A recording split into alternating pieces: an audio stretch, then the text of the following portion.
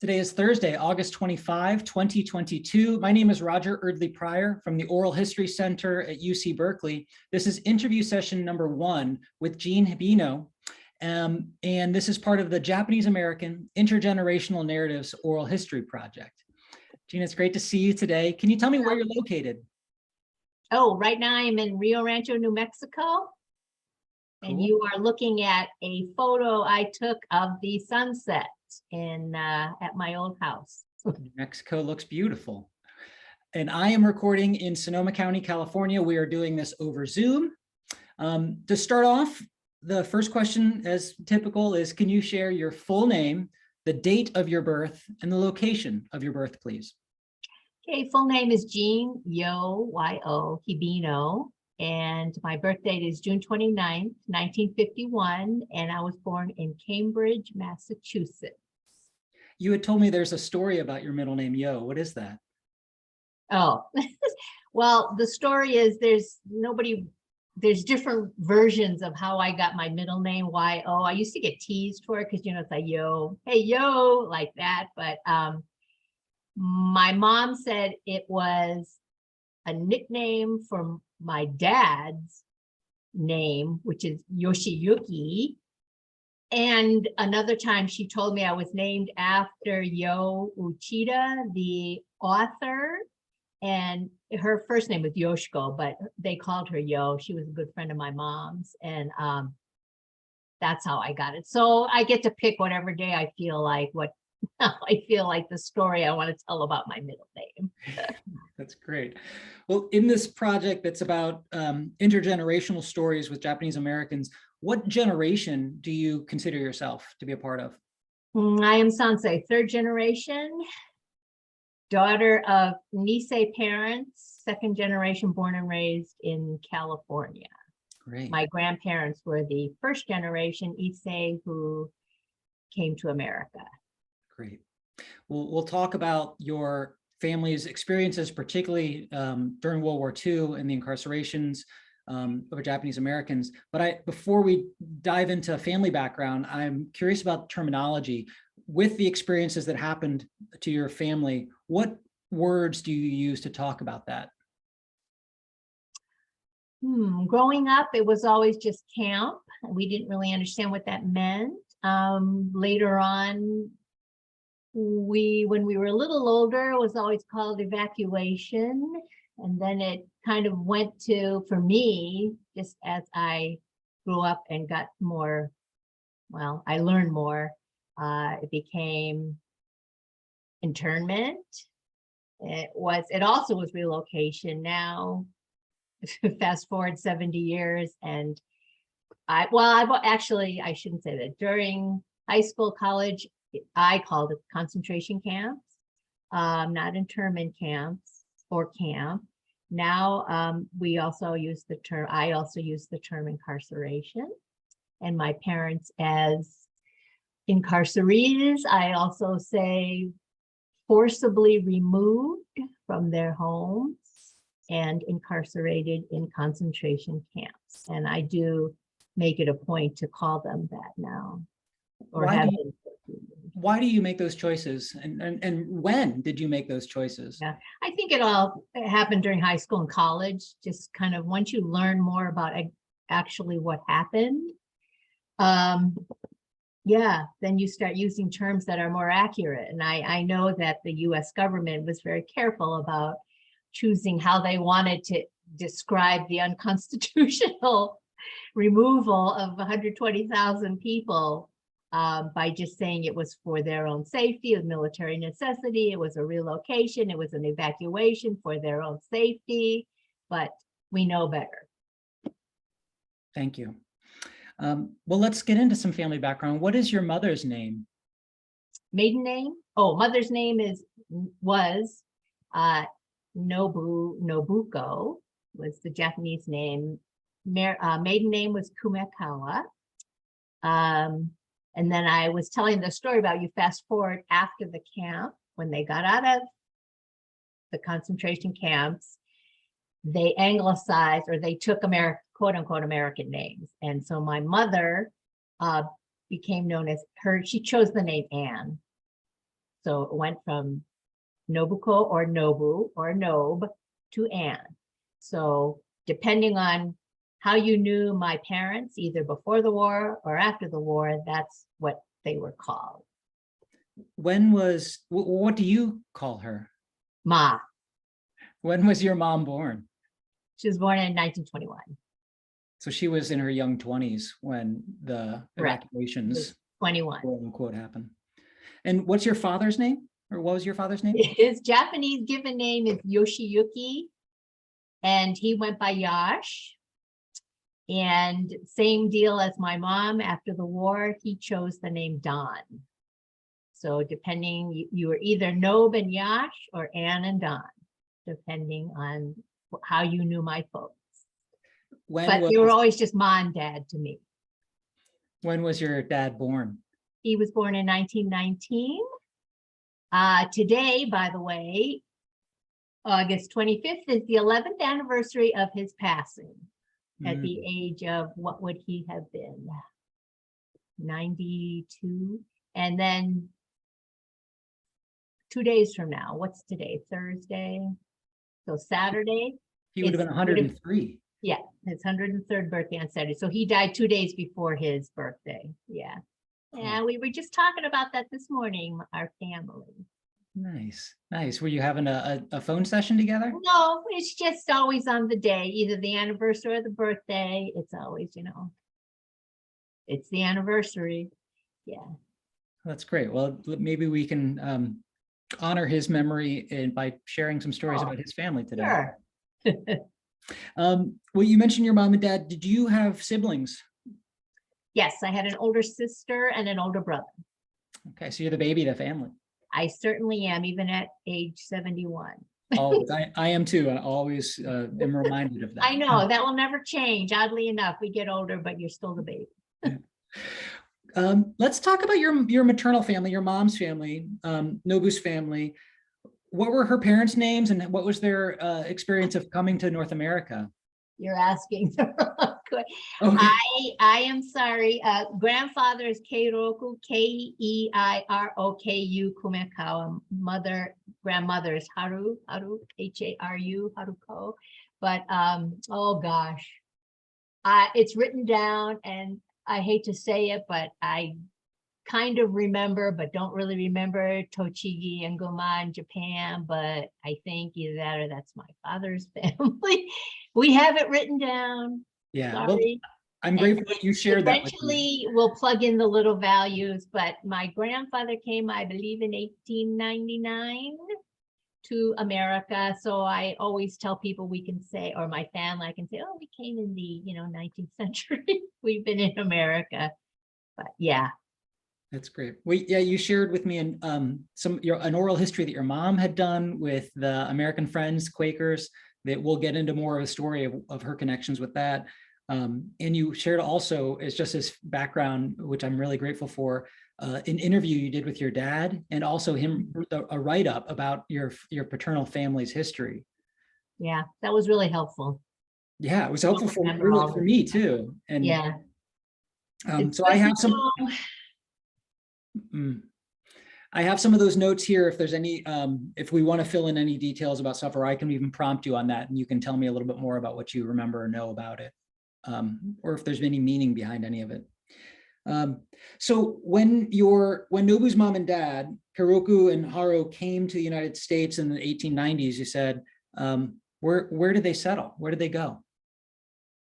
Oh, wait, so she came later. He came first, then went back to get her in an arranged marriage. Went to, oh my God, San Francisco, Chinatown. Tell me about that. That seems unusual for. Yeah, that was an unusual thing. There are not very many Japanese families who went to Chinatown because there was a Japantown already in existence. But my grandfather, my maternal grandfather, had a store on Grant Avenue in the middle of Chinatown. Grant Avenue in California Street. It was like a kind of like a dry goods store, textiles and other import-export stuff. And yeah, so that was kind of really different. So my mom and her siblings grew up maybe with a few that I can remember her talking about, Japanese families who were there also on Grant Avenue. And they lived above the store, and she would tell these stories. Only one story that I remember, because I thought it was so funny, is that there was a lot of gambling going on in Chinatown. And every time you could hear the police sirens and the whistles and the raids, they heard the footsteps running across the roof of their house, trying to escape and going up the stairs, across the roof, down the stairs. And she thought that was so funny. That was what she remembered. And then I remember that because I thought it was so funny.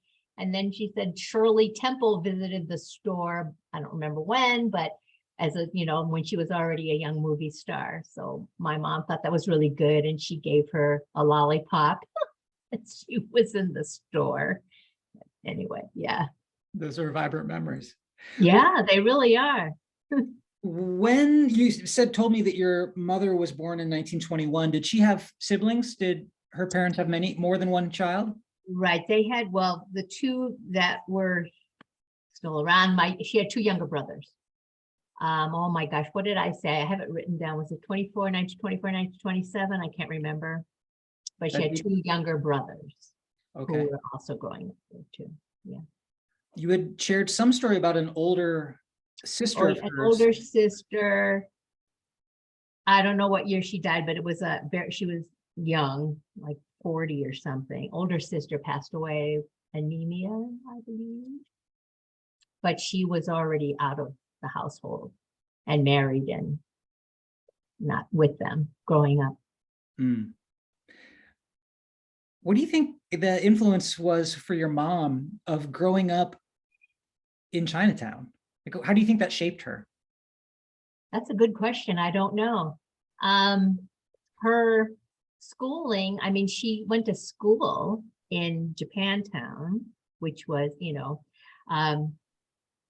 went to Kimon-Gakuen, was a school, and she had to take Japanese lessons. I mean, she was going to American public school, but a lot of Japanese kids went to Japanese school because their parents wanted them to. And then my mother, at an early age, she said in her interview that I guess her dad wanted her to learn Japanese, and they went to Japan. Oh my God, was it grade 1 through 4, I believe. So she actually got her early schooling in Japan. And the younger brother went, and then the youngest brother was born in Japan. And then they came back before the war. Yeah, I think there's more stories about that, but I don't remember. So, but she did, she went to school. So her Japanese and her understanding of the culture was much more than my dad's and us, the children. But her Japanese was very good. And she she understood a lot more than we did about being Japanese. Did her mom and dad speak English? Just like all of the Nisei first generation, some. Nobody was really fluent. I would say maybe my dad's dad was more fluent than the other 3 grandparents. Were you able to have conversations with them? My mother's father, I never knew because he went back to Japan and passed away in Japan when I was young. My mother's mother, I remember her being, let's see. I remember her, I mean, when she came to live back in the United States with one of her kids or some of her kids. Yeah, so I would see her, but I was already in college. I didn't know her. The one that I knew the best was my father's side of the family, my grandparents on my father's side. Did you learn Japanese when you were growing up? And I laugh. No. So what you hear is what I hear. So I don't know any Japanese. I have never in my 71 years been to Japan. I've never been, and I don't speak it. And yeah, we've had conversations about this, about my identity and what it means to be Japanese in America, and how to, what happens when you're, assimilation does a number on you and that sort of thing. So no, the answer is no Japanese, never been. Yeah. You had shared with me that your mom attended, when she came back to San Francisco, attended Lowell High School in San Francisco, which is a super elite high school, and that she even graduated really early, like age 16. Yeah, I think even then, I think it was a pretty good high school. She used to tell me that Carol Channing was in her class, or she was older, but she was in the same school and everybody knew her because she became famous. But yes, she went at 16, and she said in her interview with the Quakers that I guess it was math, and then she looked taller than the others, so they just shoved her into a grade ahead or something. I don't know. But anyway, she was very proud of that. She finished at 16, started Berkeley at 16. College seems like a big step. I mean, so I'm wondering about how it was that she went on to college at Berkeley. Was she the first in her family to go to college? Good question. I would say probably yes. Yeah. I don't know if that was ever I mean, I don't know. I don't want to generalize, but in our family, as you were expected to go to college, that was just normal. And so for her and her two siblings, younger siblings, yeah, they all went to college. And so she was 16, taking a ferry across the bay to go to classes, and very young. Yeah, they had a good time though, I think, in Berkeley. What do you mean? She used to just say she had a lot of fun. And she and pretty much all of the Nisei, the Japanese Americans, were in like a club, Japanese student club kind of thing. And yeah, and we used to hear stories from other Nisei who were in Berkeley with the folks saying about how, oh yeah, your mom was a lot of fun. Your dad was always, and she used to say your dad was always in the library studying. He was the bookworm. I went out and had fun. So yeah. It sounded like it was good times. She started UC Berkeley, from what you shared with me, in 1938. Again, so still pretty young as a teenager. But you mentioned that your dad also went there. So this is where they met? See, would that be 30? Is it 38 or 39? Yeah, probably 38. Yeah. 39, 40. No, would it be 39? I don't know. I'm just asking if she was by 1942 and she was one semester from graduating, what would that make her? She was a senior in 42. If it's 4 years, she would start in 38 and finish in 42. You're right. Yeah. Thank you. Sounds good to me. Correct. Either way, she was, yes. Yeah. Well, maybe since your mom and dad meet at Berkeley, maybe we can step back and share some of your dad's family stories and then get to the point where they do come together then. Okay. So you mentioned your dad's name. Yash is how he went by, and he was born in 1919. Tell me about his mom and dad. What do you know about them? Yes. Just a little backtrack. Mom was born in San Francisco. Dad was born in Berkeley. Gotcha. So, born and raised in California, American citizens, never been to Japan. Well, my mom was, my dad never been. So my dad was born in Berkeley. He had a younger brother 14 months after him. So they're very close. What's the brother's name? Brother's name is Yukio, goes by Yuk. So it's Yash and Yuk. Grew up kind of in areas of Berkeley where there were a lot of Japanese families, but he used to talk about school being very integrated, a lot of white kids too, that he went to school. And yeah, they also very athletic, like to play, do regular kid stuff growing up in Berkeley with their neighbors, friends, and I don't know. He just tells stories of the neighbor kid falling off a garage roof and breaking his leg or something. I don't know. Doesn't every kid do that? He just, yeah, just real all-American stuff. Both he and his brother did not want to go to Japanese school, unlike my mother, who was told you must go, and we will even go to Japan to educate you. But those two boys did not, and they grew up Methodist. I believe they were not Buddhist. They grew up as Methodist Christians, and they went to the Berkeley Methodist Church, which was Japanese American, and then they did not go to Japanese school. Pretty much Americanized as much as you can at that age, in the 30s, 20s, and 30s. So, yeah. Did your dad ever talk about what it was like growing up during the Great Depression?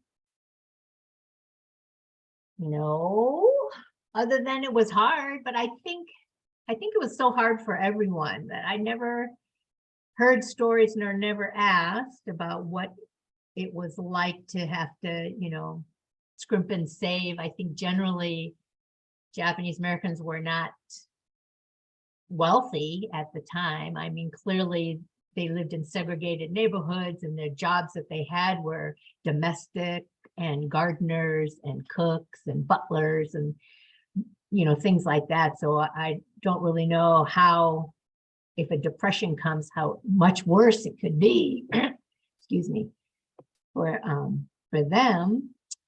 But no, I think excuse me, I think the hardest thing was just the more traumatic thing was the camp experience, that point. Yeah. But when you're like, you were born in 1919 and you're like 10 years old during the Depression, how much do you really remember? Or your parents shield from you, and you're probably having a good time playing stickball in the streets of Berkeley, and I don't know what, whatever you were doing kid stuff. So my uncle would have been 8 when the Depression started. So yeah. Well, tell me maybe about their mom and dad, Yoshinyuk's parents. What were their names, and how did they come to be in Berkeley? Oh, another good question. You're asking hard questions unless you know the answer. Mr.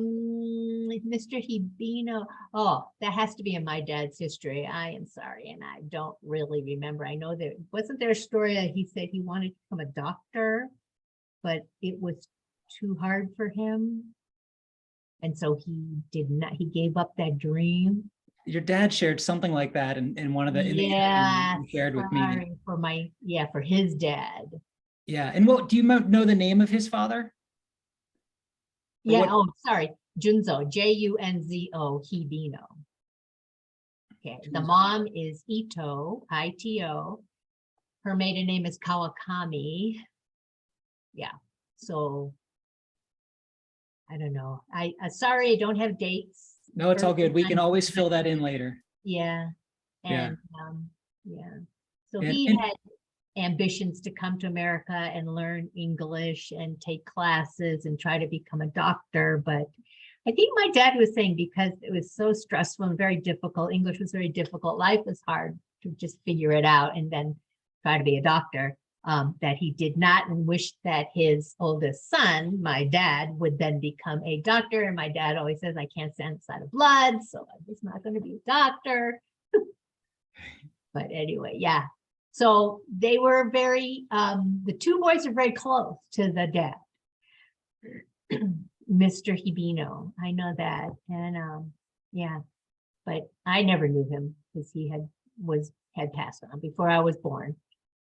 Do you know the story of how Junzo and Ito met, or how they came to North America? No, I'm pretty sure both grandparents were arranged marriages. I can say that. But let's see, my mom's grandfather went back to get my grandmother, and then my dad. Good question. I'm hoping it's in there in the family history. Because I don't remember. Or do you know any context for how it ends up that they were in Berkeley? Why Berkeley versus Japantown? Oh, yeah, that's also a good question. Why did my dad say that in his autobiography?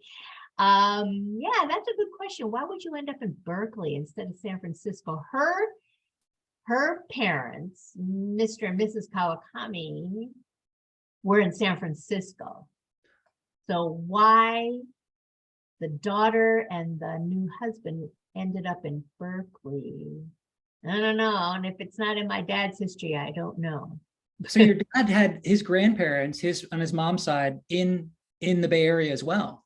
Correct. So his parents are living in San Francisco, but yeah. So the mom and dad were married and then living in Berkeley. I don't know. I think there was a big enough Japanese population in Berkeley that their friends knew friends and the church was there. I mean, it wasn't like they were new pioneers or anything, but yeah, yeah, I know it wasn't San Francisco. They were always in Berkeley. So yeah, Berkeley did have, from my understanding, is Berkeley had a pretty robust Japanese American community, yeah, and was a diverse place as well. Yeah, sounds good.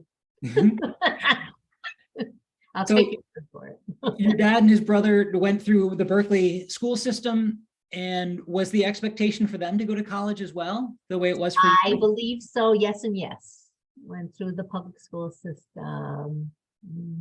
Yeah, my dad had some good stories there, but I don't really remember them. And they're in that history about just growing up in middle school. And wasn't he like the president of his class or something? And then they didn't want him to speak, but then because he was Japanese, but then somebody said, no, he has to speak. And so he got to speak. Yeah, I believe that he talked about his high school teachers. Some didn't want him to speak Oh, at the okay. graduation Yeah. ceremony, and then others. Was that high school? Yeah, in high school, and he was. Yeah. I think he was a football star. He was like part of an all-star And team. he and my uncle. Yeah. It sounds like a pretty. Oh my gosh, this is terrible. These are the kind of little stories that you kind of remember, but you don't really remember. And then you're thinking, my brother would know this better. My brother and sister would know these stories better. But I know they played at the Rose Bowl at halftime. Oh, that's cool. The high school, the football kids were so good that they actually played, was it 1939 maybe? Or would he already be in college? 29? I don't know. That's another thing. They played at halftime in the Rose Bowl. That's, I mean, then they must have been in high school. that's pretty hip. Yeah, the notes that you shared with me is that your dad started college in 1937 and then graduated in 1940. At yeah. 7, 38, 39, 40. Okay. Those Yeah. are the notes that I had. Yeah. Oh my gosh. Yeah. Did your dad ever talk about his experiences at Berkeley and his college memories? No, just only from my mom saying your dad was always in the library. So I went to the dances and the parties. Sorry. What did he say? No, he studied business, economics. But he and my mom, I guess for a lot of people, but anybody who goes to college, just really fond memories of college. And that kind of, when you're like growing, you get your first taste of freedom and you meet people like you who want to have a good time and you don't have your parents or you don't have necessarily all those obligations. So yeah, I'm pretty sure he would have felt that same way also. Yeah. Do you know the story of how they met while they were both at Berkeley? No, I do not know the story. Do you?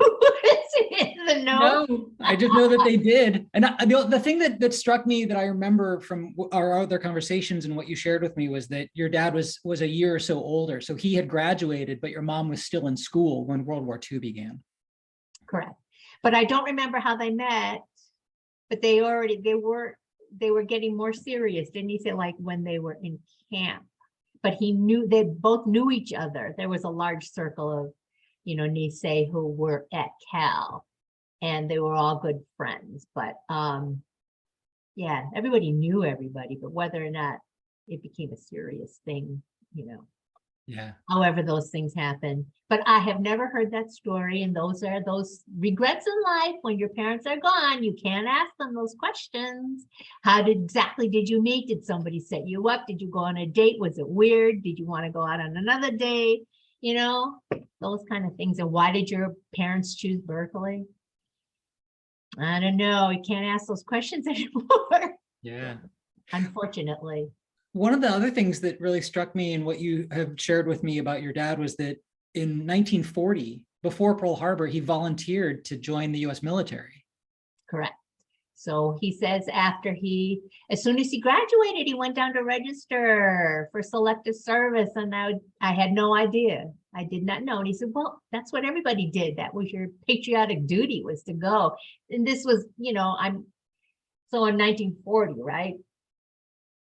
Germany had already invaded Poland. There was war on the horizon, blah, blah, blah. So he went down, but he was rejected because he had bad eyes. So they said, no, I'm sorry, you can't see, you can't join. So he said he was very disappointed. And then I think by the time I don't know if he had tried again, but yeah, it was before the whole enemy alien classification. He was just rejected because he could not see. So he said, oh, and then he just went on and found a job after college. So Yeah. I think he intended to go to graduate school, but of course, Pearl Harbor changed everything to a certain degree. So yeah, he was just working before Pearl Harbor. What was the experience then of your parents once Pearl Harbor did happen and after? So let's see, my dad, he tells that story about everybody meaning the larger white community, knew that the Japanese were going to have to go. So they were just waiting to get their stuff. So whether it was farmlands or businesses or homes or personal belongings, whatever, everybody knew it was going to happen. So why would I pay top dollar if I can get it for less? So my mom always tells the story about selling it to everything they owned to the junk man. Was it $35 or something? Refrigerators, stoves, furnishings, stores, goods, everything was sold because they were waiting, because they knew after February 19th, 1942, when FDR signed the executive order to start everybody out, they knew that there was going to be a short amount of time where things had to be done. Businesses, affairs had to be put in order. My dad was saying the same thing. Everything had to go. I think he said $50, but including the dog, which was so sad. Oh my God, their poor dog. They had to get rid of. And I think it was an actual story where the dog came back after they gave it to the junk man, and the dog wanders back home, and we're all crying when we heard that story. But yeah, so it was more just, the panic of trying to figure out the uncertainty. You got kids in school, you're being told, the notices that go up to all persons of Japanese ancestry, and they put it up on the telephone poles, and so if you live here, you have to go here, and you're given like a week at best notice. So you're trying to figure out what to do and what's considered quote contraband, is a radio contraband or knives contraband or anything that's written in Japanese contraband. So you figure my grandparents must have been in their 40s, and they did not know the language that well. They didn't know the 100 rules and regulations that came out from the War Department. And so the children, my parents in their 20s, had to interpret and read all the rules, the regs, and what we're supposed to do. Where do we go? What do we do with all of our stuff? Do we have friends who will hold it for us? Will the churches hold it for us? So just the huge amount of trying to figure out what to do, and more like the uncertainty of where they were going. They didn't even know where they were going. And both of them talk about train rides and bus trips and train rides into the desert, where everybody always talks about the Army said pull down the shades for the train because we're going to someplace, but we can't really stop and be seen and whatever. And on top of all that, just the details and the worrying is that you are looked upon as the enemy. So you figure in school one day, you're taking classes in college, you're sitting next to the same people you're always sitting in class, the next day you're the enemy. And it's like, how does that change like that? And you're the enemy and you're disloyal and we're going to ship you away. And how many months later, you're not even in class anymore. So I think for the youngest, my uncle, my mother's youngest brother, who was 14 at the time, was really hard for him. He was in camp the longest, but just really hard. I think for my mom and dad, it was difficult, but for their responsibilities to try to deal with the family and the parents and the details of all the stuff, I think kind of helps you to focus on something else other than, oh my God, what is happening to us, you know? So I think that was the hardest part. Because both of their families were in the Bay Area, were their families first sent to the Tanforan Correct. Assembly Center, as it was called? Yes. And I know my dad tells the story about they were in the horse stalls because it was a racetrack, and they were assigned to horse stalls, and he said he will never forget the smell. And eventually, I believe they built temporary tents in the middle of the racetrack. And so they were there, they were moved there. But yeah, it's really sad. I mean, my dad was saying about how they're riding on the bus to Tanforan with sitting next to his brother, parents behind me, just, oh, my grandmother's crying and my dad is like, I don't know how to, I wasn't very good at consoling. And very sad, and you don't, and you realize that, yeah, these are your parents, your grandparents, and they're actually going through something that you have a hard time just trying to, put yourself in their shoes. Like, my God, how would I be able to deal with that? How would I feel? And they say that the average age of the Nisei in 1942 was 17 years old. So you're figuring these kids are in high school, 17 years old, not my parents, but the average one. And then how did they read the regulations and the rules and all of the, laws that are coming down, the executive orders? How did they read those, interpret and try to tell their parents, how to explain it? And like, you can only bring what you can carry, to me was the worst thing. It's like today, sometimes I go to high schools and I talk to kids or colleges, and you say, when you're 70, what would you carry? If everybody had 2 things they could carry, what would you put into a duffel bag? And what if you had a baby and that's one of the things that you're carrying? How do you figure out the other thing? What is important to you? And you have no idea where you're going, what kind of weather it's going to be, what are your living conditions? And I think for like my parents' generation, it's like that's a lot to go through, to try to figure those things out. And to lose the family dog at the same time. And then the dog. Oh my God, yes, the poor dog. We do not know what happened to the dog. His name was Boy. So we do not know what happened to Boy. Oh. Did either of your grandparents own the homes that they lived in?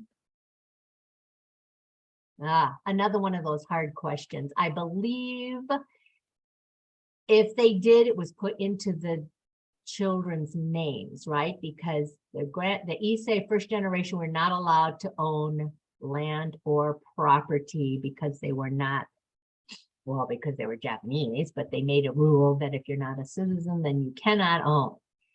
So they got around that very cleverly by putting it in the name of their American-born children. So whether they were babies or whether they were in college. So I am going to guess, but I do not know for sure that that's what, because they did own them. They were not renting, not that I ever heard of. In the wake of living in these horse stalls in Tanforan, what was the next step for your grandparents and their kids? Oh, so anyway, I'm going to backtrack. I don't know if they did own. I know they rented, my mom and my dad and his family rented in Berkeley, a lot of places. And I don't know about the store, but I kind of want to say that they owned, one of the 2 sets of parents owned something, whether it was a house at the end, but I don't remember them ever saying we had to sell the house. So I'm going to take that back. I will challenge myself on saying, yeah, that they did actually own. So I'm going to say no, I don't know. This is another one of those questions that you can't ask them anymore. Yeah. And just the uncertainty of like, I'm thinking about these families, your grandparents and their kids selling everything that they have to try to make some sort of amends for wherever they don't know where they're going. Right. And whether they'd even have a home to return to. That's correct. And I believe, if I'm not mistaken, all the assets were frozen by the US government for all Japanese. So yeah, they had no access to the bank accounts or anything like that, or if they were businesses. So they did literally lose everything. I think they tried to put some of their stuff in storage at churches and stuff, but whether or not they ever got them back, I don't know. After being in Tanforan in these horse stalls for part of the 6 months or so, what was the next step for them? Okay. Let's see. They went to Tanforan in April, right? So by July, just a couple of months, my dad had already moved on to Topaz, Utah, because they were looking for volunteers to help build the concentration camp that they're going to be in. But he went out anyway. He said, I might as well. And he, like I always say, he fully understood the irony of that decision. My mom was there with her family a little longer. By September, Topaz opened September 11th, 1942. So my dad had already been there, and yeah, and that was, they were not together at that point. So it wasn't like he was writing letters to her saying, oh, it sucks out here, but it was just, he just left. I mean, that was still, they were not together. So then they moved. Yeah. So his family joined him. Yeah. After the camp opened, same thing for my mom. Yeah. What stories have you heard or do you know about with your dad's side of the family in their experience at Topaz? Okay, so dad got out. All right, dad left early. He got out to go to University of Texas, Austin for his grad school. So he left in October. And let's see, so he left behind his mom and dad and my uncle. So there were 3 left in Topaz. And that is in April, when was it? April of the next year, 1943. My dad was already gone in October 42. By April 43, the camp was already full and running, right? 8,000 plus people.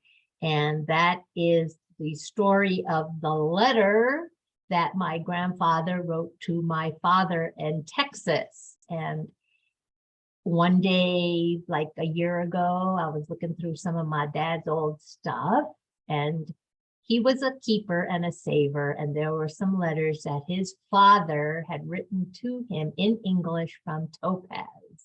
And it started, the first letter I found was April of 1943.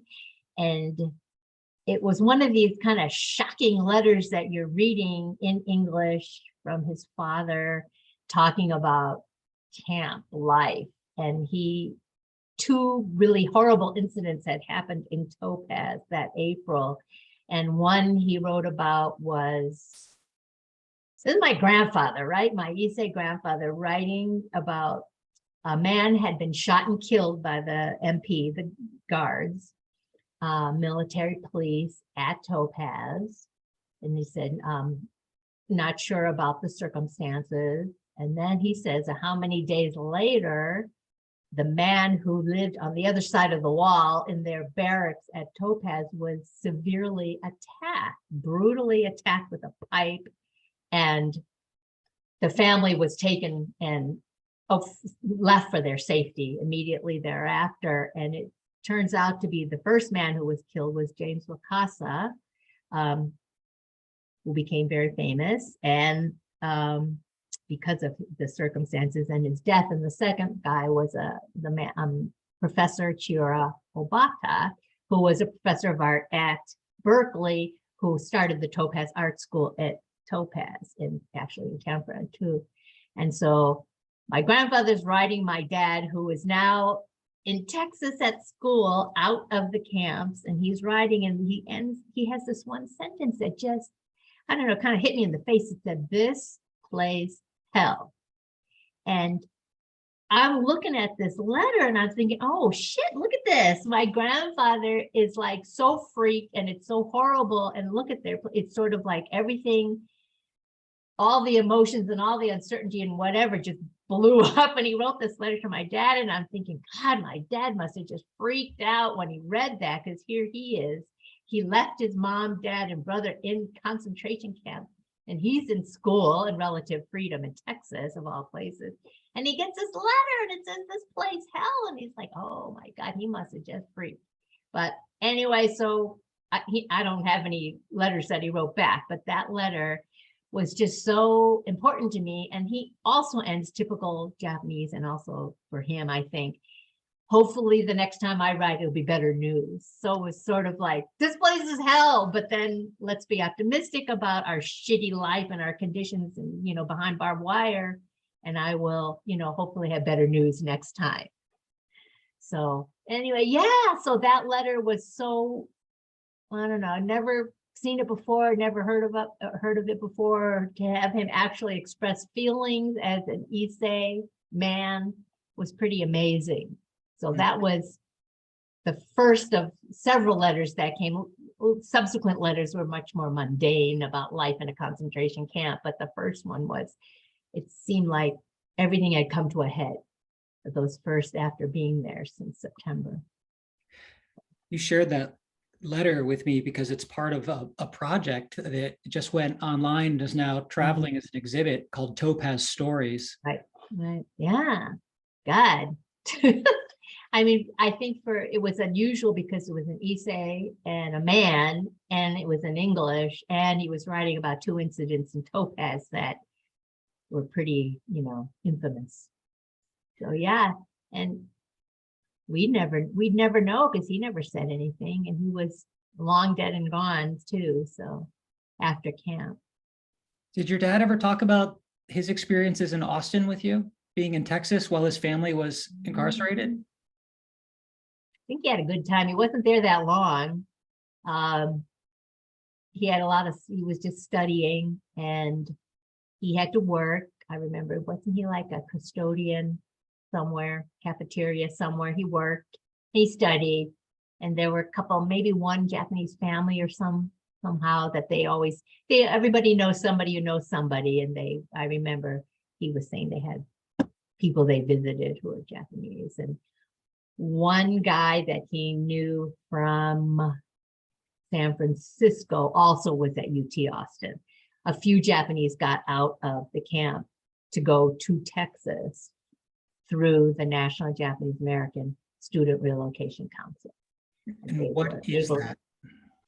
It's a organization that was started by the Quakers that was at the behest of the War Relocation Authority. As soon as Pearl Harbor happened and Executive Order 9066, a group of very far-sighted people from churches, college presidents, YMCA, the Quakers, knew that there were thousands of Nisei students in colleges up and down the West Coast, California, Oregon, Washington. And they got together almost immediately in February saying, we have got to do something. There's thousands of them. They were pulled out of college. Let us try to get them back into college somewhere. And it became more of a national organized thing in May of 42. And it's called the National Japanese American Student Relocation Council. And there were thousands of them on the West Coast, students. And the best guess that they had by the time they closed was about 4,600 Nisei, college-aged, were processed with applications and helped out of the camps to go to colleges outside of the West Coast to finish their schooling. So my mother, who was a senior at Berkeley when they got pulled out, was able to go, ended up at Boston University and finished her last semester, and then was able to still get, credits to go say she graduated from Berkeley. My dad also got out, and his was to go to grad school at UT Austin. So this organization, like I said, spearheaded by the Quakers, did a lot of good. They had to do a lot of work to get them out, and it was a wonderful, really good thing that they did that. They took a stand against the war and against the incarceration and removal. And they said, what can we do for these students? My uncle was a freshman In high school, when he went into Topaz, graduated from Topaz High School, class of 45, and was able to go out and go to Bates College in Maine. His older brother also got out because of this and went to BU and joined his sister in Boston. So, and then, yeah, so it was a pretty amazing thing that nobody knew about, or only a few people really knew about, and only now within the last, say, 30 years, have more people done, you know, more research and wrote books and things about, hey, yeah, you know, because you've heard of the Nisei soldiers and their sacrifices, but nobody really knew that there were college students who got out. Mm. And that, and we'll talk about this later, but the legacy that then that plays into your own life. Right. Mm-hmm. Yeah. There's a moment where your dad shared in his oral history, in one of his memories, or maybe your mom's oral history, that they both, when they left camp, spent time in Philadelphia together, where there's Quaker headquarters. Maybe that's where the National Japanese American Student Relocation Council was headquartered. Correct. That was headquartered. So that was, yeah, their headquarters are there because that's where the AFSC, American Friends Service Committee, is headquartered. So originally there were many offices around the country, but it eventually consolidated into Philadelphia. So it was the summer 43, I guess. And I have to backtrack and think that my mother got out to go to BU, but she still had the summer. So she spent the summer working in Philly. By then, my parents were serious, fairly serious. And so my dad went to UT, he finished, and then followed my mom to Philadelphia, where he worked also for the summer at the National Japanese American Student Relocation Council offices also. And then, and then he went off, anyway, they went to Boston, Cambridge, and eventually got married that Christmas. And then, yeah. So they were married. They were both out, but both of and eventually the siblings got out and the parents got out of Topaz, but my folks went first. And you said they were married in Boston and Cambridge and Cambridge, Massachusetts. Christmas Eve, 1943, December 24th. Yes. At the Unitarian Universalist Church in Cambridge, which is still there, by the way. And my dad would say it was a labor of love. They didn't charge anything. And, you know, since the parents weren't there and stuff, that my uncle, my mother's oldest brother, gave her away, I believe. And we found in the Topaz Times newspaper of the camp in those days, there was a betrothal announcement. Oh my God, in a concentration camp, it says Kumekawa Hibino betrothal announcement or something. And they announced their engagement, and it was very typical, really straight up, just like, yeah, they're in Massachusetts or whatever, and we're here in camp and we're gonna, you know, have this announcement. And so they were not able to either attend the wedding or, you know, whatever, you know, until later they got out. Just before that marriage, I'm thinking about your dad being in Texas amidst, you know, his parents still being incarcerated, Nobu, who, whether she was still in Topaz or had gone to Philly by that point, and thinking about Texas as a very segregated 1940s Jim Crow area. Did he have any memories or experiences of what it was like to travel through the South or live in the South? I remember something about a train and he missed a stop, but I don't remember him having any. I mean, he knew, obviously there was Jim Crow and there was segregation, having, of course, lived it and experienced it, but I don't remember. I think when he was working, like the custodian cleaning, I can't remember. There were stories about Black guys who were also the custodians, but he was the custodian and a student, but they were custodians, and not, nope, don't remember, but I'm sure it informed his later life, just these experiences. I don't see how they couldn't. Yeah, and well, you've shared how your mom became very involved in civil rights in the 50s Right, and 60s. right, but yeah, but they tell the story about the apartment buildings and trying to rent and in Cambridge. No, what are those stories? Those were the stories about, we call up, is the apartment available? Sure, it's available. You show up, they see your face and they say, no, it's been taken. And my mom would tell the story, even in her interview about, maybe once you can say, okay, it was taken, we didn't get there fast enough. But when it happens, 2, 3, or 4 times, and you figure, wait a minute, there's a pattern here. People do not want us there. How did they find a home in Cambridge during the war? Oh, they did live in Cambridge and Boston, but I don't really know exactly how they were, specific stories. I just know the stories about not being able to be rented to, and also the story of the friend who let them use the apartment. And then I think, wasn't it the superintendent said, or whoever was there, said, no, you can't stay here. Everybody wants you out. And then they told the friend, and the friend went and asked everybody in the apartment building, are you having a problem with them? And they all said no. So she got the super fired because it was evidently just him who didn't want my mom and my uncle in the building. But I mean, they lived, so they were obviously rented to. So they were able to bring the brothers and the parents and whatever, everybody lived, so in apartments. So there were just specific instances of not being able to rent. You shared your mom's brothers were able to join them on the East Coast in Boston. What happened to your dad's brother, who he was so close to, who was still back at Topaz when your dad left? Dad's brother volunteered for the Army in 43. And so he was shipped off, and he went to Europe and Germany with the 442nd 523 Field Artillery. Oh, I'm going to forget. The details of that don't matter, but Field Artillery Battalion Charlie Company. But yes, he was in Europe. And I know that, of course, as a parent, you're probably very worried and concerned.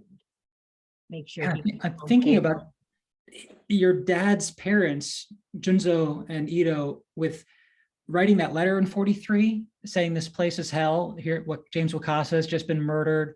Our neighbor, Professor Obata, has been assaulted.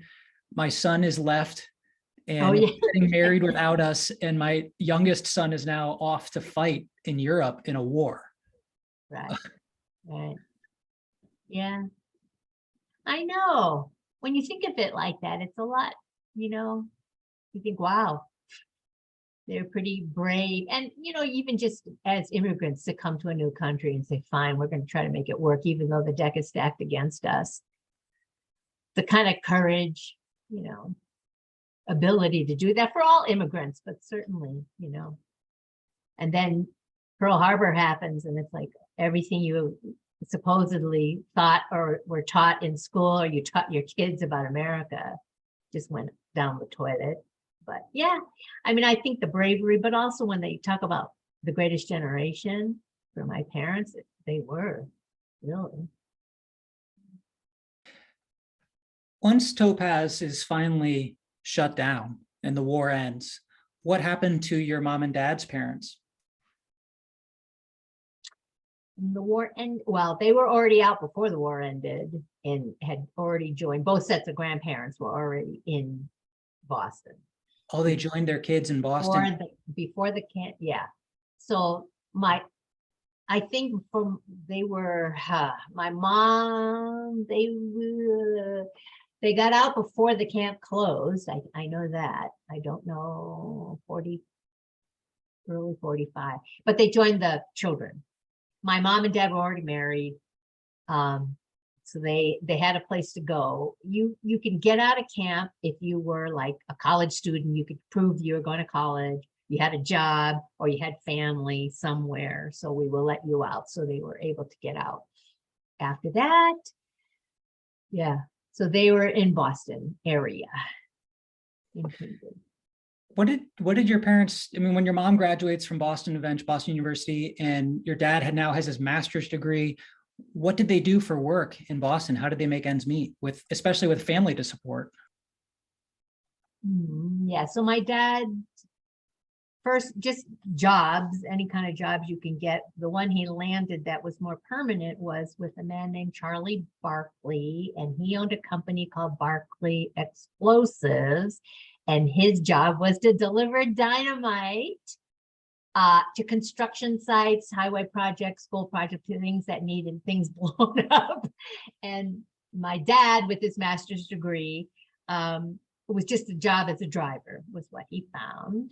And he always told us about Mr. Barkley. When he went to him, he just said, you know, I'm Japanese. Is that going to be a problem? And Mr. Barkley, always to his credit, said, I don't care if you're purple or what color you are, as long as, you know, you're a good hard worker, you've got the job. So, you know, loyalty goes a long way. My dad stayed with him and worked. And then eventually, I guess in 1950, 51, Mr. Barkley's company did well, and I guess they were looking for somebody to open a, not a, well, I guess a branch or something in Connecticut.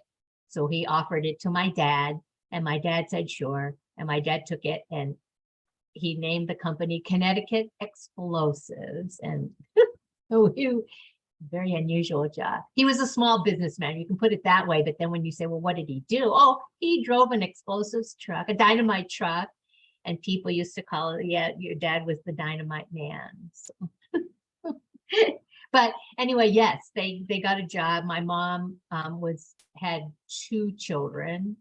And so she was a mother, stay-at-home mom. And even though she also had a college degree in psychology.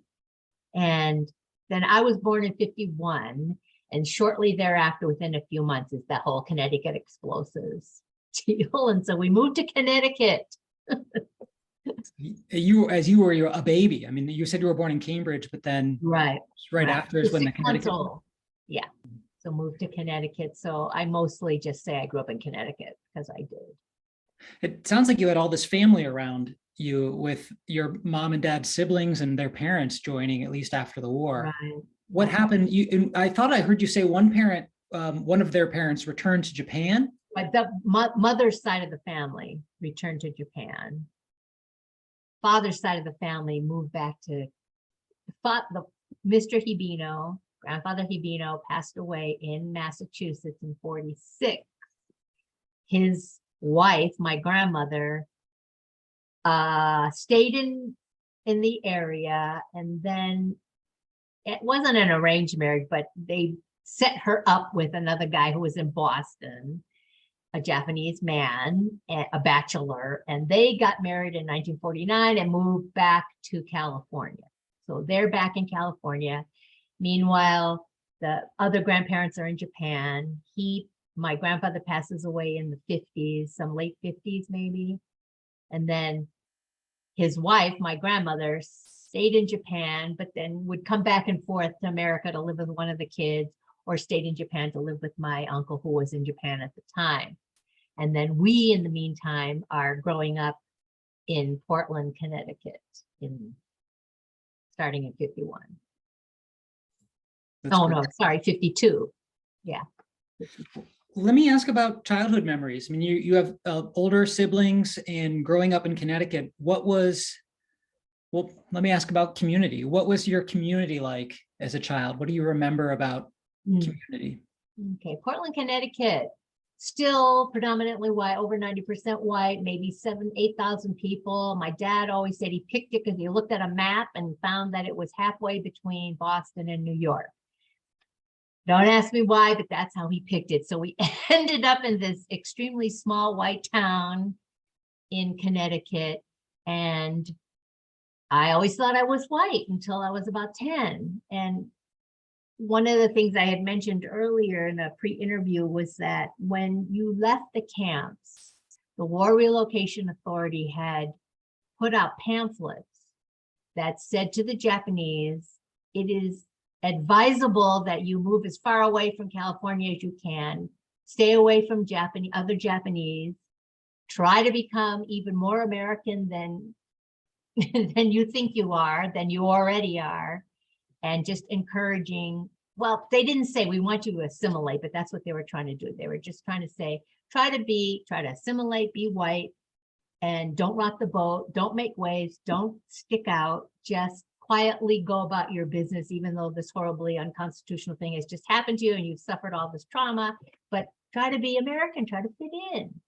And I think that is part of the reason why only half of the Japanese moved back to the West Coast after the war. And so for my dad and my probably more so my dad, because, you know, my mom was in Japan the first few years for education, but my dad really took that to heart. And so he always told us he chose to never go back to California because of the racism that and horrible experiences his family suffered. And so we're going to grow up here and we're going to try to live the American dream and, you know, not so much talk about what happened to us in 1942. So, yeah. So our little neighborhood was real kind of a working class immigrant neighborhood, little tiny Cape Cod homes. And to our left was an Italian immigrant family. To our right was a Swedish immigrant family. We were the Japanese in the middle. There were others, Irish up the street and others. And fast forward about 40 years, a friend of my brother's told us that, did you know that they had somebody started a petition in our little neighborhood to keep the Japs out when they found out we had bought a house in this little part of this little town. And we had no idea. And it was like, what? Are you serious? And he would tell us, he was Italian, and he told us nobody signed it. They refused to sign it. They thought it was stupid. And he was the white guy from England or whatever who was the instigator.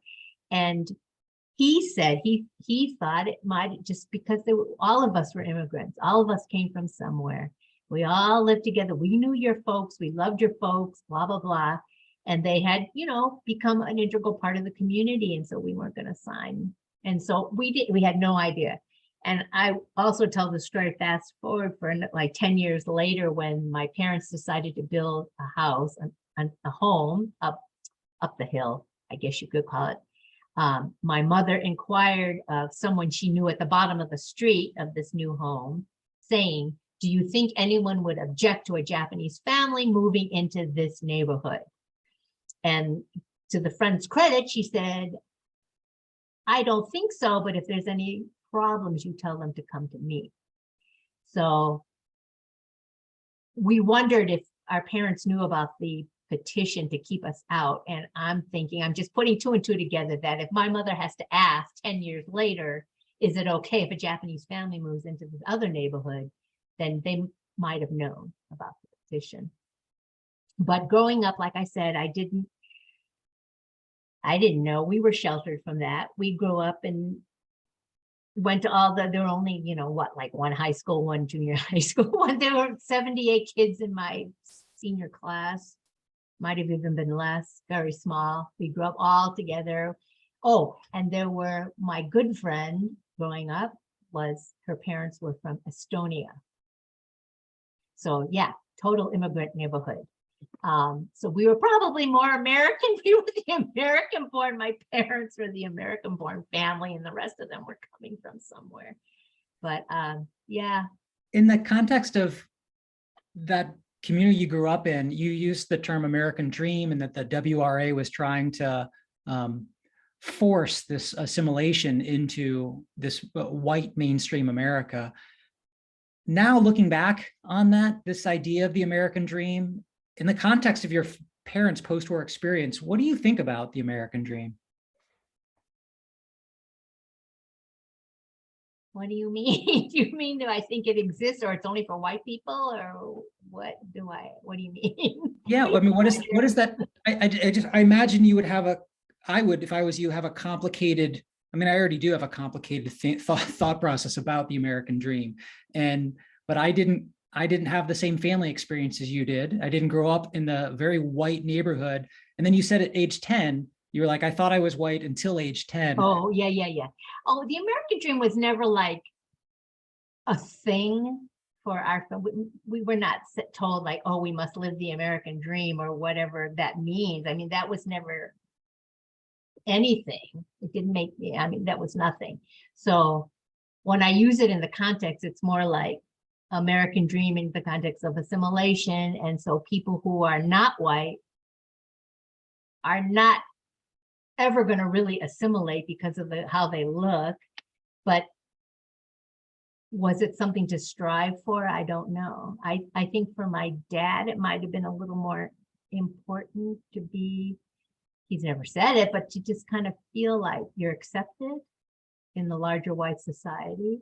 And I think it took, I think for both of them, you know, to try to be proud of being Asian American, Japanese American. You were not proud of that. You were embarrassed of that. You were told you are disloyal, you are less, you are the enemy. You know, like I said, one day you're in class next to your white friends and you're fine. The next day you're the enemy and your parents are telling you you can't play with the kid, you know, like that. So I think, oh yeah, American dream doesn't, yeah, it doesn't exist. It doesn't mean anything, but more like just how they felt about it. And mine was at age 10, somebody called me a chink. So I was already in 5th grade. That's kind of old, actually. And it was kind of like realizing that you don't look the same and you are not the same, even though you thought you were the same, and you were not treated differently necessarily. Obviously you were. I mean, we didn't know about the petition to get us out, but to actually be called something that you knew was derogatory, but you knew you weren't, but that doesn't matter because that's how they look at you. It was kind of like, wow. And to my ultimate regret in many things, I never asked my parents or told my parents that that's what happened to me and why did that happen to me. And looking back at it, who knows, there might have been other incidences. I talked to my cousins about this too. And there may have been other incidences. I don't know. I don't remember. Did I just block it out because I was so embarrassed and ashamed and whatever for being different? I don't know. And then fast forward a few years, when I was a junior, I think a sophomore, junior in high school, my mom was already becoming more active in civil rights in our little town. And we got a telephone rang and I answered the phone and there was some very obviously drunk white guy on the other side saying, your mother is a nigger lover. And it was like, you know, and I knew that was bad. And I know from the tone of my voice and whatever I was saying that my dad heard something was up. So he grabs the phone and I can hear him saying to the guy, don't ever call here again. But it was another one of those moments that could have been a very interesting teaching moment, but they never talked about it after. I foolishly didn't ask about it. Like, what's up with that? What's going on? So, yeah. So it was kind of missed opportunities, but my mom did talk about things that she was involved in. So I knew kind of sort of why the guy called and said that, because she had started a petition to allow a Black church to buy a building on Main Street, Portland, Connecticut, for their church. And evidently there was a lot of pushback from the selectmen, the town meeting and blah, blah, blah, and other folks saying, oh, we don't want a Black church on Main Street next to the Trinity Church and the Episcopal and the other, you know, all the other real churches. And so she had actually started a petition and got named. The church, to part of her credit, the church is there on Main Street, but yeah, so I think that was the instigating thing, is that my mom was sticking her neck out and rocking the boat. Yeah, on behalf of others. I want to ask, because you mentioned churches, I want to ask about religion in your life. You said that your mom or your dad's family was raised Methodist. What role did religion play in your life growing up? Weird. Methodist. It was my grandmother in Japan. I think the story was she was working for a Christian Methodist, or some guy was somebody in the military or something was Christian, and she converted to Christianity in Japan. And so was a Christian. I don't know about Mr. Hibino, what his thing was, but Anyway, yes, Methodist. And my mom, as the dutiful Nisei wife at the time, followed the husband. Oh, you're Methodist, we're Methodist. So her side of the family, I do not believe were Buddhist. Her mother was something else, but anyway, not religious. I know that. So we grew up in the Methodist church. And there was a time, this is all my mom, during the time of the whole civil rights thing and beginning to question and standing up for yourself and saying, yeah, what happened to, she did speak at high schools about the being Japanese, whatever. But sort of her own reawakening kind of thing about being and getting angry about things that have happened to you and why aren't we speaking up? So, yeah, so she did. What was I saying? What was I talking about? Oh, the churches. And so there was a time in our little town with the 800 churches, something called, well, I think it was all over, the ecumenical movement. And what I can guess from that, I was in like 7th grade. From what I can guess from that, it was like churches need to work together. We're all Christians. We're all Protestant, whatever. Let's get together. And so there was a few meetings. My mom and dad were pretty active in the Methodist church. There were a few meetings. People were saying, yeah, yeah. And I remember we were being forced to go to different churches on Sunday to just be ecumenical. Went to the Lutheran church, lot of Swedish population in my town. Went to a Black church, first time I'd ever done that, completely mind-blowing. And then I guess it kind of petered out and they didn't want to work together anymore. So my mom got mad and she said, we're never going to go to church again. And we're like, great. We don't have to go to church every Sunday. We don't have to Saturday. We don't have to go to Sunday school. We don't have to go to daily vacation Bible school in the summer. Yes. So that's what happened. And that was probably early in junior high. So 7th grade, she said, we don't have to go. And my dad was a little horrified, but it was fine. My mom was very sure about that. She said, they're not working together. We're not going to church anymore. So yes, thanks, Mom. I want to ask about in this early 1960s period, very common memory that people share where they were, what the event was, is the assassination of John F. Kennedy. You were like, I don't even think a teenager yet, maybe like 12 or 13. 7th grade. Do you have memories of that day Yes, or that moment? 7th grade. We were in, oh my God, I can't remember. I think it was either French class or social studies. And oh, this is weird, huh? What was his name? Anyway, this kid had broken his leg, so he couldn't go to school. So they had an intercom in the classroom. And he had an intercom at home. So theoretically, he's supposed to be listening to the class, you know, as it goes on. And we're supposed to bring the intercom with us to each classroom as we move around. It's like Zoom school. So it must have been 7th grade. So he just interrupted everyone. He said, oh my God, my mom said that President Kennedy has been shot. And so he just interrupted the class and we're like, what happened? What happened? And I believe we were all sent home. It was like, everybody go home. This is just terrible. And so that's, yeah. Did we have a TV then? I know we had radio, newspapers. We must have had a black and white TV by 7th grade. Yeah. So it was junior high. It was terrible. And I do remember that. And we were just sent home. So it was very shocking. And I think and I remember my dad said a really weird thing that I came to understand later. He said, it was a terrible thing that happened, but I am actually glad that in one time in your life, this terrible thing happened. It happened during your lifetime. And that you got to hear and see and experience this tragedy. And it was kind of an odd thing to say, but I do remember it. And I just remember then after that, these horrible events that happened in the world, that I can remember thinking, this is really important to remember. And I think it was because my dad said that. So it's important to remember where you were, what you felt, what you thought about, how did it affect you. So the next time it happened was 1968 when Martin Luther King got assassinated. Already at 11th grade, knew a lot more.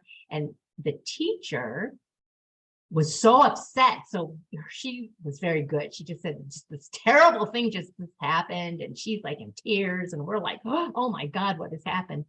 So I remember that. And I remember being glued to the TV and just watching the news. So yeah, things like that, you do remember those kind of, I remember that one more, I think because she was so upset. And prior to that, in 67 watts, and shit was hitting the fan all over America, and you can watch it on TV, and that was a pretty big deal. Yeah, what are your memories of this? I mean, that 67, 68, those years, in your last years of high school were tumultuous. Vietnam is already started. It really was. The draft is already happening. Yeah. What are some of your memories and experiences from high school then? In addition, in the context of, not as much, not just that things were happening and I could see things and I can watch them on TV and read about them, whether they were riots and Watts and Detroit, what happened after, Martin Luther King was assassinated. But more through high school, no, it's just high school. It's just like waiting to get out of high school. So I didn't have to stay in Portland, Connecticut. Right. Do you mind if we pause for a moment? Not at all. Great. All right, thanks for that break, Jean. We were just talking about high school in this tumultuous time in the late 1960s. But something I want to go back and ask about is, you mentioned the religion wasn't a big part of your life, but you were kind of forced to go to this Methodist school, and then thankfully it eventually didn't have to. But I also want to ask about Japanese tradition. Was there any kind of sense of like, these are the family holidays that my parents used to celebrate that we also do, or certain foods?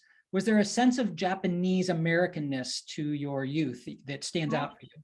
Well, that is a good question. Yes, so the only Japanese we knew, like I said, I thought it was white. The only Japanese we knew were family. So the two Hibino boys, my dad and my uncle, eventually landed east in the East Coast. My uncle and his family lived in Woburn, Massachusetts, right outside of Boston, north of Boston. So we were in Portland, Connecticut. So we were the main family. My mother's youngest brother eventually moved to Rhode Island. So there are now 3 of the families in Connecticut, Massachusetts, and Rhode Island. And we were the only Japanese that we knew. We knew we were Japanese at least. And we celebrated the holidays, all the major holidays together as a family. So I would say at least the 2 Hibino brothers and their families were really close, more like siblings. So each brother had 3 kids, 2 girls and a boy. Okay, so that was in Massachusetts, Connecticut. The 3rd brother, which was my mother's brother, was a lot younger. Cousins were a lot younger, didn't hang out with them as much. It was the Hibino side of the family. And so when holidays happened, meaning Christmas, Thanksgiving, July 4th, New Year's, eventually, as we got a little older, maybe in our 9, 10, 11 years old, we would do revolving holidays. So Thanksgiving was in Massachusetts, Christmas was in Connecticut, July 4th was in Rhode Island. And so we just kind of did a little circuit around for the whole family. And we all went as one big, huge family to these dinners and get-togethers. And that was the extent of who we knew who was Japanese, other than maybe relatives and other friends of my parents that would come through town, but mostly just family. And we would eat Japanese food for sure, Christmas, well, regularly in the home, but also special and during the holidays. Thanksgiving was turkey, but Christmas we would do some Japanese sushi and teriyaki and that kind of thing. So I think for my mom, that kind of experience of growing up in those few years in grade school in Japan helped her more ground herself in who she was as a Japanese and an American. And so she was very conscious about Japanese foods and telling us what they were, what you were eating. My dad was that all-American, not having had Japanese friends for sure, but more, meat and potatoes kind of guy. And so he liked stew and other whatever, meat and potatoes. And my mom would like to have, do you know what saba? Saba is mackerel. Mackerel is the smelliest, oiliest, fishiest fish ever. My mom loved it. I love it. My dad hated it. He hated the smell. But the funniest thing is that his mother, my grandmother, hated mackerel also, because mackerel was so intensely fatty and fishy that it made her stomach upset. So she actually didn't like to eat it, never served it in her house. But my mom used to love it. And every time we had it, my dad would just, meh. But it was so delicious. And we did have rice pretty much every night, except for when my dad wanted meat and potatoes. So the Japanese food, not so much Japanese tradition. We did not do like Girls' Day, Boys' Day. We did not do, that was not us. What about New Year's? New Year's is in a lot of Japanese American families. American New Year's. And it was only till later in the 70s when more of that, my mom in particular, the whole redress and reparations issue became more of a thing and was more of a, not reawakening, but getting back in touch with their roots kind of thing, that there would be Japanese New Year, Oshogatsu is what we would call it. And that was when you pound the mochi and you do the Japanese dances and more like that. But that wasn't until later. So we grew up just doing New Year's. Well, at the end of high school in Portland, Connecticut, what were your thoughts about next steps for you? Yeah, so let's see. For some reason, I knew I wanted to leave Portland. It was just too small for me. I don't know. That was just me. Both brother and sister had gone off to college in the Midwest. I ended up going to college in the Midwest. And I remember asking my mom many years later, how come all three kids went to college in the Midwest? And she said, I don't know. It was just a place, because that we were steered that way. Here's a good college in the Midwest. Why don't you go there? So we ended up in the Midwest. She never really explained why she thought the Midwest was better than the East Coast or the West Coast, but went to college in the Midwest. So I went off in 1969 to Northwestern University in Evanston, Illinois. And what was that experience like for you? It was one of those really freeing experiences when you're in a small town and you don't know anything and you're very sheltered and you're very provincial. You're like, holy shit, drugs. So again, this is like, for me, and I know there were drugs in high school. I was just a good girl and I didn't straight as an arrow, blah, blah, blah. I get to Northwestern and there's politics, there's drugs, there's freedom, that whatever the hell you want to do, as long as you have good grades, nobody's going to say anything. Fine. That was just a given. Fine, good grades. I'm going to go wild. And in Chicago at that time, Northwestern's right north of Chicago, was that December 69, Fred Hampton and Mark Clark were assassinated by the FBI and COINTEL program. There was 1968, the Democratic National Convention, all of the Chicago 7 and 8 conspiracy trials were happening in Chicago. The war in Vietnam, Nixon was secretly bombing Cambodia and Laos. And I think for me, that just explosion of new things and new experiences and new people. And I'm not in Portland, Connecticut. Holy shit. So I literally went wild, I have to admit. Politically speaking, trying to figure out what the hell was going on. What did I understand? What am I learning from all of this? But also just, new experiences, drugs. Okay, fine. So there were drugs. And I learned that I couldn't drink because I threw up all the time. So drugs were nice. School, there were a lot of good, well, freshman, you had to take, the usual 101s and whatever classes, but taking classes with different people from all over the country it was a really fun time. It was really interesting. It was really exciting. I learned a lot. I mean, freshman year roommate is still my friend after 50 years. We go travel together. We still keep in touch. She's very white. She's very straight. She's very apolitical, but it's okay because we bonded over the freak out experiences of being freshmen in a dorm room. And she used to tell me many years later, she goes, oh, I couldn't sleep that first night. I was so afraid of you. And I said, and she goes, because I never met a Japanese person before, an Asian person. I said, do you think I was going to kill you in the middle of the night? I didn't like you either. I didn't know anything about you either. So we were both mutually afraid of each other, but that's okay because now we're still friends after all these years. Yeah, so then I started finding groups of people in the dorm who were politically active, and we got into the Chicago 7 trial twice. We went down to Cook's County Jail and we're protesting. We protested against the war and just things that I didn't really have the best understanding of, but tried to, learn more about it and why it was important to me as somebody who was not necessarily white, Northwestern.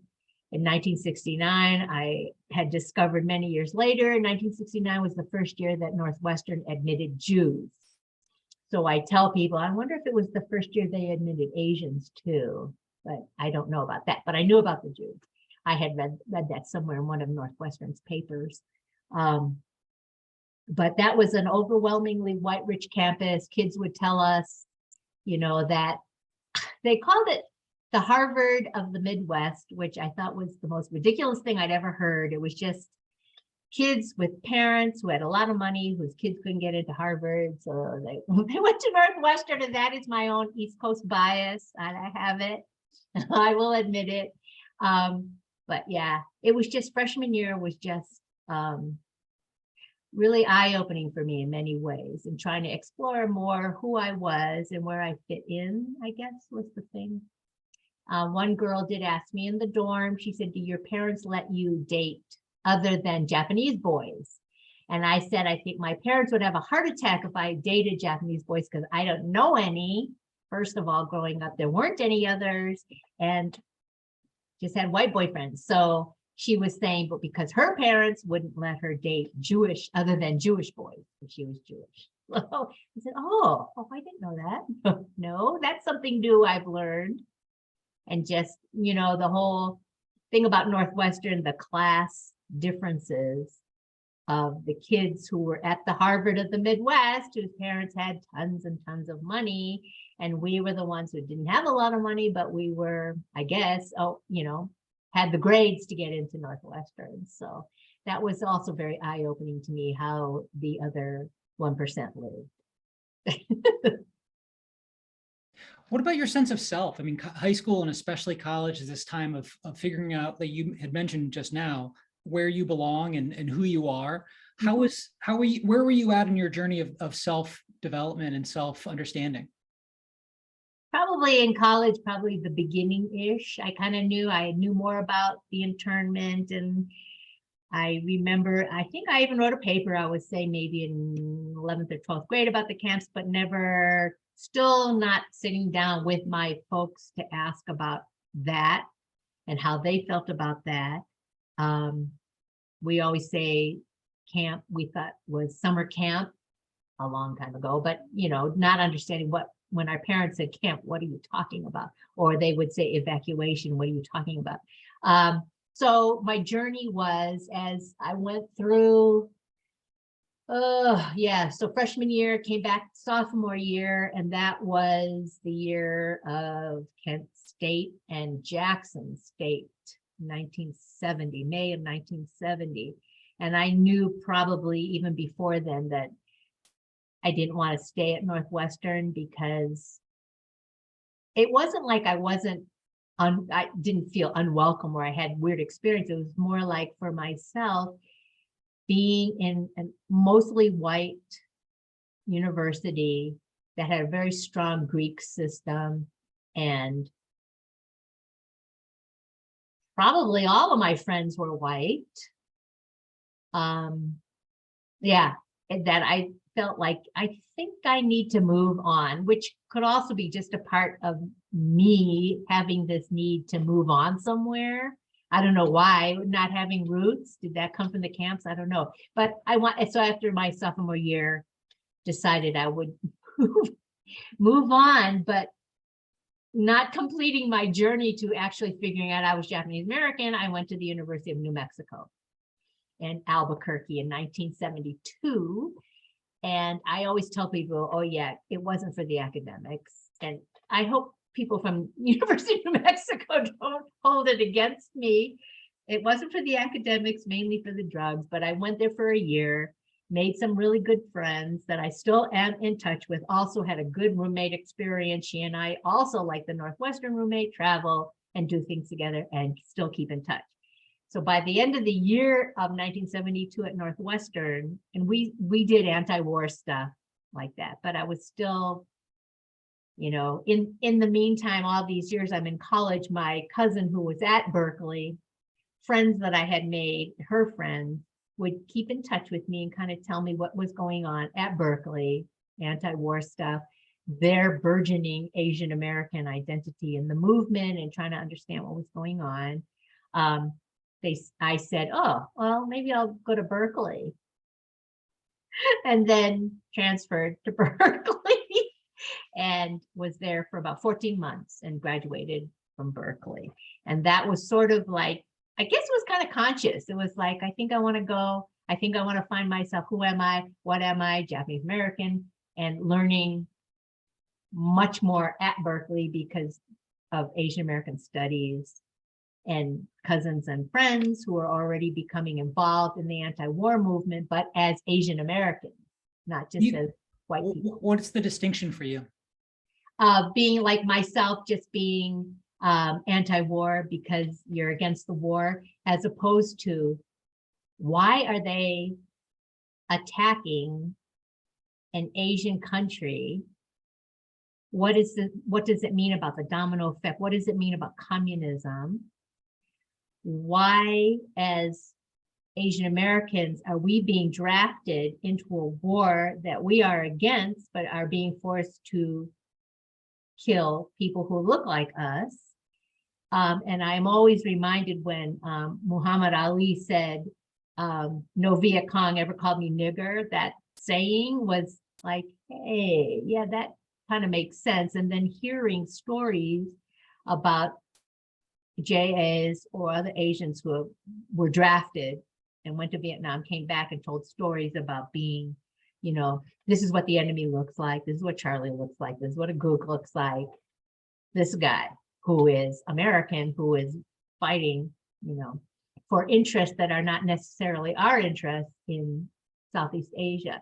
So it was a different take on it, not just saying I'm against war and, you know, I'm a hippie and so therefore I'm against the war. I don't want to be drafted. My brother got a really high draft number, as I recall, but the draft ended. He had a college deferment, but it was pretty scary. I mean, just thinking like, oh my God, people I know or relatives or whatever had to go to war. But then also having more of a political take on it. Yeah, war, this is why we were supposedly fighting this war, but also Asian Americans against a war. Yeah. I want to ask about the differences in these different campuses that you moved to in this late 60s, early 70s period. It sounds like you got really politically engaged in Chicago in this very virulent, socially tumultuous period with the Chicago 7 trial, the Chicago 8 became 7 trial, the wake of the 68 convention, and then New Mexico, in Albuquerque, and then Berkeley in the Bay Area. Politically, how are these places different? Well, yeah, Northwestern, I was saying about the Harvard of the Midwest and the rich kids and your roommates who are really, you know, their parents are the bourgeoisie. The example I can think of the difference is Northwestern at Kent State, May 1970. All hell is actually breaking loose on Northwestern's campus, as many campuses, all campuses across America, were saying, holy shit, they're killing college students, right? So there were huge protests, even for Northwestern. At least 5,000 people, I remember in the quad, came out to protest. And as we're also protesting and also against the war and the and barricades were setting on fire. And I can remember, this is Northwestern, quintessential Northwestern. As we're going back into the dorm, there are these young ladies who are all probably sorority sisters with suitcases rushing out of the dorm. And we're coming into the dorm with our, headbands and our ripped jeans and everything. And coming back to the dorm, we're saying, where are you guys going? What's happening? And they said, our parents told us to get out of the dorm and go stay at the fancy Orrington Hotel because there's all these riots happening. And we're like, well, that's us, doing this, setting the barricades and whatever. And they're rushing out of the hotel because their parents are thinking their poor daughters or sorority daughters are going to be, something terrible is going to happen to them because there's riots happening after Kent State, good Lord. So get out of a dorm and go into a hotel. And so I'm thinking, oh my God, this is like, just to me, the embodiment of what that school was like. And it was just, even in my little world of whatever, knowing that didn't seem right and it was stupid and I didn't agree with that. So it kind of cemented I'm taking off and I'm not coming back. And most of my friends or the people I knew in college now are pretty well established doctors, lawyers, and that kind of thing. And I always told people, had I probably stayed at Northwestern, I would have married a doctor and living in the North Shore suburbs of Chicago if I had stayed there. And then Albuquerque was more like like a commuter. There weren't that many dorms, and most of the dorms obviously were the out-of-state kids. So the people I hung with were mostly from out of state who were just there for the drugs. And some of them who were there, the ones I fell in with were we got active, and there was a fairly large enough anti-war movement kind of thing active. But it was only a year and it went by really fast. And then I said, that was the whole thing about, okay, keeping in touch with people from the Bay Area, wanting to learn more, knowing that I wasn't white, knowing that I wasn't Native American or Latino. So it was time to take the big step and go off to Berkeley. And why not? Because both my parents were there, had gone there, and my cousin was there, and it seemed like kind of an interesting, it's time to move on again kind of adventure. So, and it was, totally different there. And not only politically, but it was more like, it was the first time I'd ever seen that many Asians in my life all together, doing similar things, having similar, politics and stuff. And it was really a holy shit, eye-opening experience. Like, God, they all look like me. This is amazing. And it was kind of very intimidating because, a lot of the folks grew up together with other Asians. They're the other half of the half that left after the war and came back to California and established themselves and reestablished themselves, knew each other, knew a lot of their relatives, their friends they grew up with. And here I was just like being a foreigner, like an alien dropped into a thing. And it's like, figure out what you're doing, figure your way around. Berkeley campus in 1973, it just seems like such a wild place, in the midst of the events from People's Park that had happened on campus, tear gas that had happened on campus, President Reagan shutting down the UC system. In the wake of that, you also mentioned that the rise of ethnic studies at Berkeley, and particularly Asian American studies. I mean, that term was invented. Right. Totally. Share with me how the academic side of that, the way that ethnic studies and Asian American studies in particular was influencing your experience in your last couple of years of college at Berkeley. It was also, San Francisco State, the whole strike too. That was a big deal. It was more, I think for me, because I wasn't there long enough to really get involved. There were things that were happening in San Francisco, Japantown, and that being urban removal, redevelopment of Japantown and the whole Western Addition. And at that time, 73, 74, Asian American studies made a conscious effort to get kids not just in the classroom studying the academics, but to actually get out into the community, into the workplace, to organize, to put whatever you learned in college to good use somewhere in a community that in San Francisco was facing eviction, demolition, destruction. And young folks would come and say, hey, there's something happening in San Francisco, you know, do you want to get involved? And I did not get involved in the early years. My cousin was very involved in the community in San Francisco. I had gone to a couple of meetings, but like I said, I wasn't there very long. She had started, she went all 4 years. I had only gone for, like I said, a year and a half, so less than a year and a half. So it wasn't enough for me to really get connected until later on in my life. But the advent of Asian American studies was sort of like putting something into context that you kind of felt and you knew and you heard about from your parents, or maybe you read about it in a book, but it was like, no, this is an actual thing that, you know, the experience of being Japanese in America, Asian in America, these are things that the US government has done deliberately, intentionally to you and every other group of color in America and marginalized community in America throughout the time they were in America.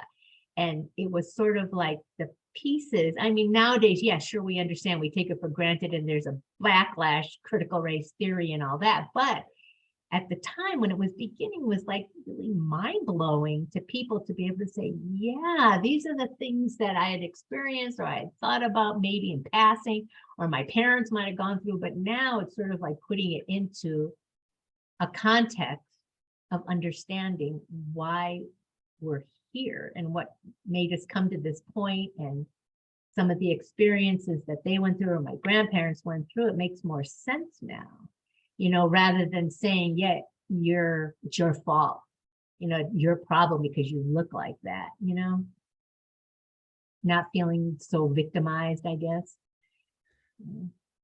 I want to ask you, you mentioned this journey of self-discovery and self-identity, and how then the experience in Berkeley, what was that new trajectory that it put you on? So at Berkeley, it was just kind of beginning to understand who I was. And it was, like I said, it was in the early 70s. I knew things were going on, but I graduated from Berkeley in March of 74. And so I left Berkeley. I didn't really have any idea of what I wanted to do still, you know, just, I have a BA in political science, big deal. What's that gonna do for you? So I thought, oh, because I finished college, I think I'll have another vacation. I went to Hawaii, the big island of Hawaii, for 6 months with a extended family cousin. Stayed there, and then at the end of 74, I moved back home to Connecticut. Still not without a job, career, any intention of doing anything more than just wander. And I wandered for 3 years and then went back to California. So in those 3 years, I was working in a Chinese restaurant, cocktail waitressing, wandering, not doing anything, hanging out, just working. My parents, to their credit, never said, why aren't you getting a real job? What are you doing? Prior to that, in the time I was in New Mexico, I did a lot of hitchhiking in 1973 and 74 with that roommate from New Mexico who is still my friend, and a third guy that we don't know what happened to him, but we did this after we finished New Mexico, somewhere in this, I think it was after we finished New Mexico before I got to Berkeley. We did this like somewhere in between, maybe the summer, we did an epic hitchhiking journey from Albuquerque all the way up the West Coast to Canada, across Canada, down through Montana, through Chicago and back home. And that was 1 month. And we were just talking about this the other day. And I was saying, how come my parents let me do that for a month and I didn't get killed? And my mother, that was the advantage of being the baby of the family, is that you are allowed to just go on these hitchhiking trips. And my roommate reminded me that, yeah, we went to Oregon a couple of times. We went to Berkeley. We didn't just do it once. And I went, oh my God. hitchhiking. We had good stories about that too. But anyway, so we just did various other things. I guess I was still not really wanting to settle down or anything, just wandering, still wandering, getting to see the country. And then, yeah, so it went up to 1977 when I returned back to California. But during that whole period of just experiencing different things. This period where you're in Connecticut and just before you return to California might be a good place for us to pause today. Sure. But before we do that, I'm curious if there are any stories that come out that you want to share from these epic hitchhiking adventures. That are legal. Let's see.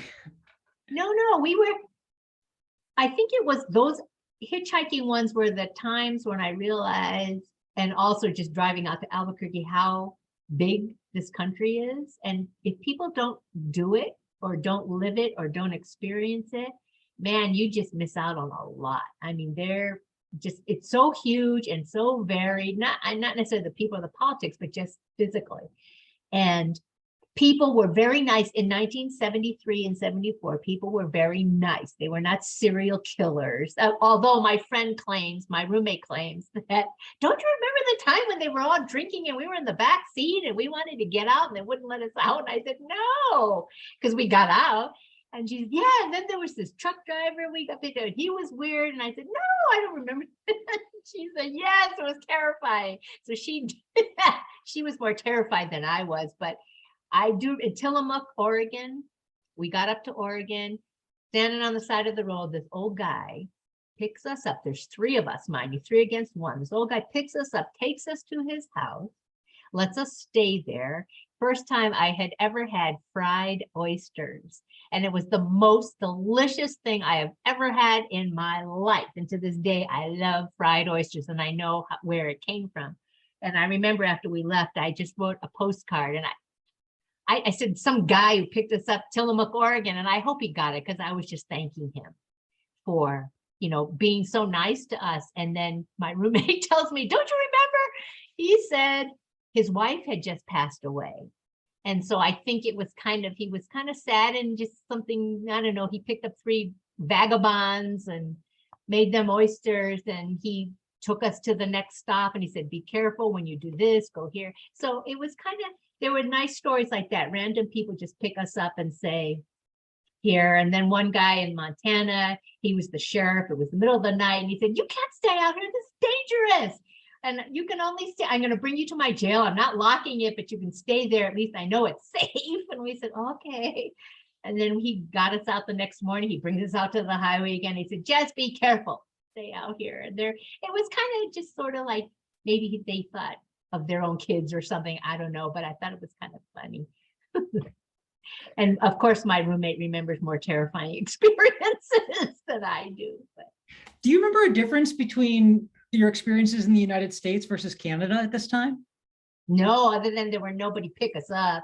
We ended up, we visited every one of my family all the way up the West Coast, from LA to San Francisco, San Jose, San Francisco, Vancouver. I have family in Vancouver. So they were lovely. They took us around, they fed us, they brought us up, blah, blah, blah. We got out as far as, I think, Banff, right?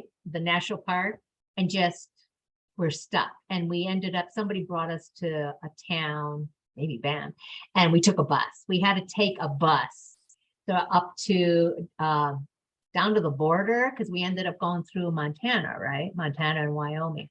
So nobody picked us up in Canada. We were out there for hours, and luckily it was summer, so it must have been the summer of 72. We were just waiting. But yeah, so no experiences in Canada to report. Did not see a human. We did see bears in Banff on the bus. But yeah, we cut back. We were intending to go across all the way to Montreal, but said, forget it. We're going to go back down through. It ended up in Chicago. And then finally my roommate said, I got to get back to Florida. My mom's getting worried. So she left. And then he and I, who both lived in Connecticut, we just said, all right, we're taking a bus home. And I said, my mom, how come you weren't worried? She said, oh, I figured you were all right. Incredible. That's great. Well, Anyway, let's pause for today. We'll pick up tomorrow with your return to okay, California. and we said 10 o'clock your time. That's You want to perfect. make it 10:30? Is she going off to school again tomorrow? She is, but by Oh. 10 o'clock, we'll have that those concerns settled. I think 10 is great for me. Are you sure? Because I can do 10:30 again. It doesn't matter. I mean, no, wait. I asked for 11 because I can't do it. 11 your time. Does that work well? Yes. So 10 o'clock yours, is that okay? Yes, very much so. Thank you. Okay. So by 10, we're good. Okay. Well, I'll see you All tomorrow then. Thanks, Jean. Yes. All right. You take care.